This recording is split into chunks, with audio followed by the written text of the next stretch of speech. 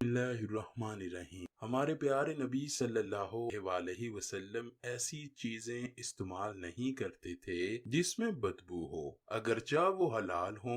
हलाल होने के बावजूद जिन चीजों में हमक यानी बदबू होती थी वो आप सल्लल्लाहु अलैहि वसल्लम इस्तेमाल नहीं करते। और चूंकि कलेजी में भी हल्की सी बदबू होती है यानी खाने के बाद मुंह से बू आती रहती है, तो इस बिना पर कुछ लोग इसी बात को दलील बनाकर कहते हैं कि हमारे प्यारे नबी हजरत मोहम्मद सल्लल्लाहु अलैहि वसल्लम कलेजी खाने से नफरत करते थे। कलेजी खून से बनती है, इसलिए उसमें बू तो हर वक्त मौजूद रहती है।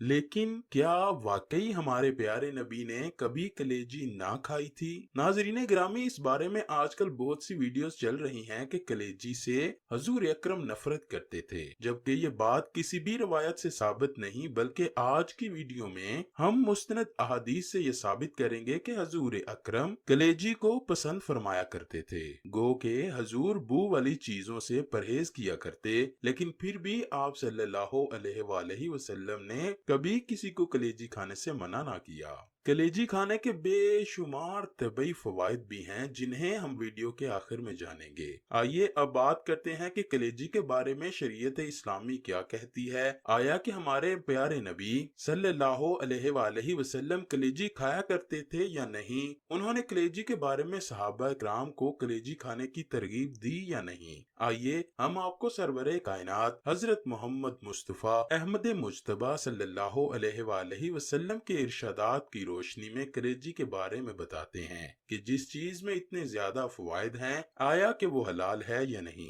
इब्ने माजा की हदीस है कि रसूलुल्लाह सल्लल्लाहु अलैहि वसल्लम ने फरमाया, तुम्हारे लिए दो मुर्दार और दो किस्म के खून हलाल किए गए हैं। रहे दो मुर्दार तो वो मछली और टड्डी हैं, जबकि दो किस्म के खून कलेजी और तिली हैं। नाज़रीन गिरामी, सही मुस्लिम की हदीस नंबर 1807 है कि हजरत बिलाल ने उन ऊँटों में से जो के लुटेरों से छीने गए थे, एक ऊँट को ज़िबा किया और उसकी कलेजी और कोहान को रसूलुल्लाह सल्लल्लाहु अलैहि वसल्लम के लिए भूना।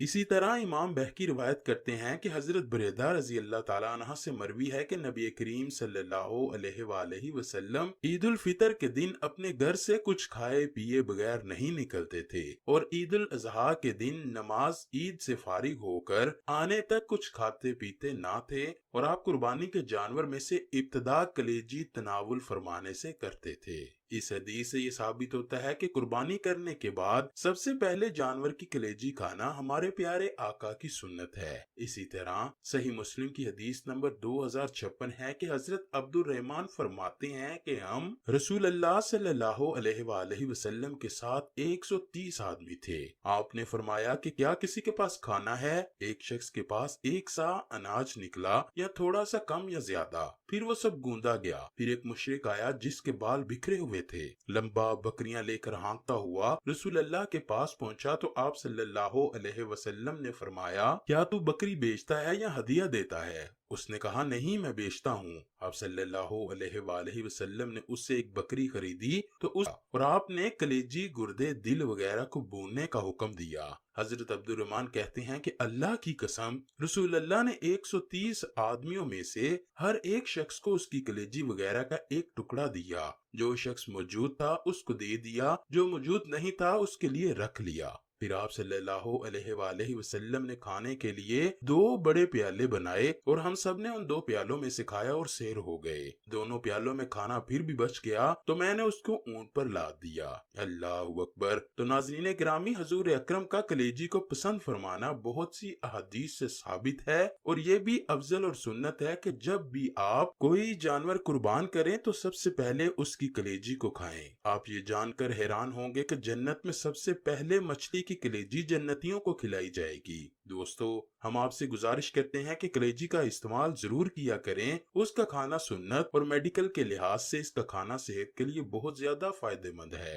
कलेजी एक ऐसी डिश है जिसे कुछ लोग तो बेहद पसंद करते हैं जबकि कुछ दूर भागते हैं, लेकिन कुदरत की हर चीज में कोई ना कोई फायदा छुपा होता है। कलेजी का भी यही हाल है कि ये हमारे लिए किसी ग़िज़ाई खजाने से कम नहीं। बहुत से लोग ऐसे भी हैं जो कलेजी खाने से मना करते हैं क्योंकि वो देर से हजम होती है और इसके बारे में ये ख्याल भी किया जाता है कि इसका इस्तेमाल जिस्म में टॉक्सिन को जमा करने का सबब बनता है। ये मानना दुरुस्त नहीं, क्योंकि कलेजी में कई अहम ग़िज़ाई अज्जा जैसे विटामिन ए, डी, ई, के और बी, फोलिक एसिड और मिनरल्स वगैरह मौजूद होते हैं जो जिस्म से इन टॉक्सिन्स को निकालने में मददगार साबित होते हैं। अगर किसी भी चीज को एतदाल और तरीके से इस्तेमाल किया जाए तो वो नुकसान नहीं पहुंचाती। कलेजी खून की कमी को आसान तरीके से पूरा करती है। हफ्ते में एक बार आप इसका इस्तेमाल आराम से कर सकते हैं। दीगर गोश्त के मुकाबले में कलेजी ग़िज़ाइयत से भरपूर है। इसमें कोई नामियाती जहर नहीं मौजूद होता। सच तो यह है कि कलेजी आपके जिस्म से टॉक्सिन को जमा करने की बजाय खारिज करती है। थकावट से लड़ने में इसकी तासीर बेहतरीन है। कलेजी विटामिन, मिनरल्स और फैट से भरपूर होती है। आपका जिस्म विटामिन बी, कलेजी में मौजूद कॉपर आपके मेटाबॉलिज्म को सपोर्ट करता है और आप अपनी रोजमर्रा की ग़िज़ाइयत का 0.9 mg कॉपर हासिल करते हैं। और आप अगर 3 औंस कलेजी इस्तेमाल करें तो आप रोजाना 12 mg तक हासिल कर सकते हैं। दुम्बे की कलेजी आपको इसकी आधी मकदार देती है। नाज़रीन गिरामी, बहुत से लोग ख़ुसूसी तौर पर हामला औरतें आयरन की कमी का शिकार होती हैं, जबकि कलेजी आयरन का खजाना है। कलेजी ग़िज़ाइयत से भरपूर होती है। अगर आप इसे अपनी खुराक में शामिल रखें तो बहुत सी दायमी बीमारियों से बच सकते हैं। ये हमारे दिमाग को सेहतमंद रखने में मदद करती है। असाबी निज़ाम की कई बीमारियां विटामिन बी और 12 की कमी से होती हैं। तो अगर आपको ऐसी किसी भी अलामत का हल्का सा भी अंदेशा हो जिसे सोचने और याद रखने में दुश्वारी, असाबी और नफ्सियाती बीमारी, कमजोरी, तवाज़ुन की कमी, हाथ और पैरों का सुन्न होना और परेशान कुन डिप्रेशन, तो विटामिन बी के हसूल के लिए आप सेहतमंद जानवर की कलेजी इस्तेमाल कर सकते हैं।